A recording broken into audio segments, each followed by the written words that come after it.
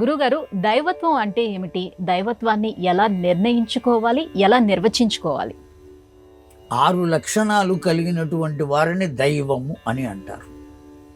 ఐశ్వర్యం, యశస, వర్ధతే, క్రియత, శ్రేయస, ప్రభావంతి అని 6 లక్షణాలు చెప్పబడింది. సర్వ ఐశ్వర్యములకు నిలయమైనటువంటి వాడు. ఐశ్వర్యము అంటే కేవలం డబ్బు మాత్రమే కాదు, అనేకములైనటువంటి ఐశ్వర్యాలు లోకంలో ఉన్నాయి. మాట్లాడగలగటం ఒక ఐశ్వర్యం, చూడగలగటం ఒక ఐశ్వర్యం. చత్వారం వచ్చింది చూడలేకపోతున్నాను అంటే దృష్టి సంబంధమైన ఐశ్వర్యాన్ని కోల్పోయాడు. మాట్లాడలేకపోతున్నాడు, ఏ పక్షవాతమో వచ్చింది, నోరు రావట్లేదు కనుక వాక్ సంబంధమైనటువంటి ఐశ్వర్యాన్ని కోల్పోయాడు. అలాగే వినపడటం లేదు, వినికిడికి సంబంధమైన ఐశ్వర్యాన్ని కోల్పోయాడు. నడవలేడు, గమనానికి సంబంధమైన, కనుక ఇవన్నీ ఐశ్వర్యాలే. తిన్నది అరుగుతున్నది కూడా ఐశ్వర్యమే. ఆరోగ్యం గొప్ప ఐశ్వర్యం అని చెబుతున్నాం మనం. కనుక అన్ని రకాలైన ఐశ్వర్యములకు నిలయమైనటువంటి వస్తువేదో అది భగవంతుడు. అట్లాగే ప్రభవతి, లోకంలో అతడి వంటి వాడు ఇంకొకడు లేనివాడెవడో వాడు.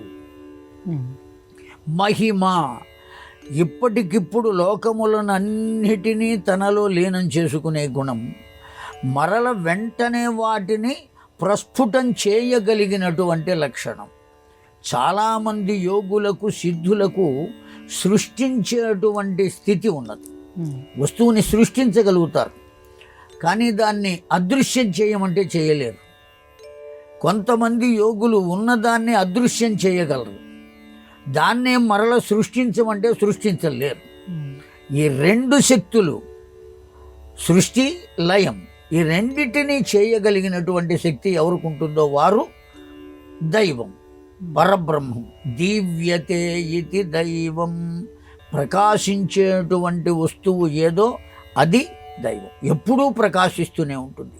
భాగవతంలో గజేంద్ర మోక్షణ ఘట్టంలో గజేంద్రుడు చెబుతాడు, లోకంబులు లోకస్థులు లోకేశులు తెగిన తుది అలోకంబగు పెంచీకటికి అవ్వల ఎవ్వండు ఏకాకృతిన్ వెలుగు అతని నే సేవింతున్.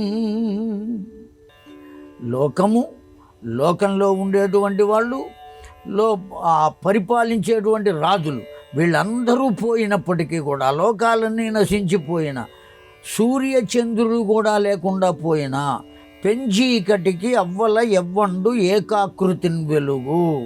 ఆ పెద్ద చీకటిలో కూడా ఆవల ఒక దీపం వెలుగుతూ ఉంటుంది జ్యోతిస్వరూపమై. ఆ వెలుగుతున్న వారెవ్వరో వాడికి నేను నమస్కరిస్తున్నాను అని ఒక గజేంద్రుడు చెప్పాడు భాగవతంలో. కనుక ఆ జ్యోతి స్వరూపము నిరంతరం ప్రకాశిస్తుండే. మనం ఇంట్లో కూడా దీపారాధన చేసేది ఆ భగవత్ రూపంతోనే దీపారాధన చేస్తున్నాం. ఆ హారతి ఇచ్చేది కూడా ఓ మహానుభావుడు దిష్టి తీస్తున్నారని చెప్పారు. దిష్టి తీయడం కాదు, అది భగవద్ రూపమైనటువంటి జ్యోతి. కనుక ఆ విధంగా భగవత్ తత్వం, ప్రకాశతత్వం కలగాలి, మహిమ ఉండాలి, ఐశ్వర్య సంపద కలిగి ఉండాలి, ప్రభాయుక్తమై ఉండాలి, సృష్టి లయ రెండింటినీ ఒకే క్షణంలో చేయగలిగి ఉండాలి.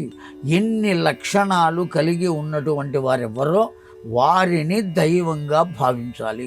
ఆ దైవం ఒకే ఒక్కటి ఉన్నది, అదే పరబ్రహ్మము అని మనం పిలుస్తున్నాం.